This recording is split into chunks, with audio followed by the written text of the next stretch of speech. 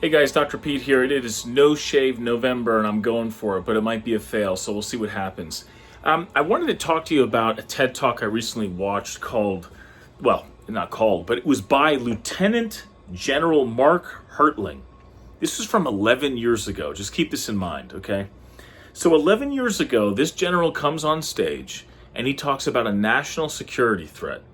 And what he defines that as is the fact that he was noticing that 75% of the draft age eligible men that he was trying to train and get into shape, or actually to qualify to even go to boot camp, couldn't actually make the requirement just to get to boot camp, never mind make it through. 75%, okay? And then of those remaining 25%, nearly 60% of them couldn't finish 1 mile after doing 1 minute of push-ups and 1 minute of crunches. They just couldn't do it. Not only that, but these same individuals were actually breaking their femoral neck. So they had these stress fractures in their femoral neck. That's the big bone in your thigh, okay? And what was happening is that these individuals would then go on to spend between $100,000 and $300,000 to get the proper rehab, surgery, and treatment to get better. So this was a huge problem, and this was all done in 2013 that he was highlighting this pattern. So what's so fascinating about this is that things are worse now.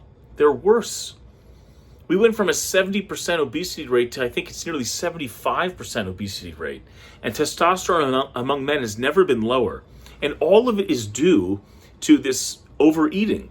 In fact, it turns out that the average cohort of men now that qualify for the draft are eating 30% more calories. This was back in 2013. I'm sure it's even more now. They are watching TV like 5 hours a day. They're not exercising. It's not required in school.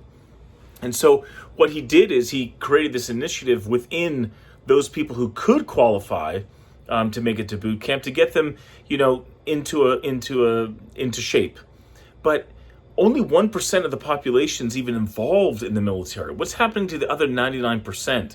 And that's what's so concerning. If we ever were to have some type of major World War III event, which seems to be even scarier and scarier as a possibility, it seems like a lot of us would not be able to qualify.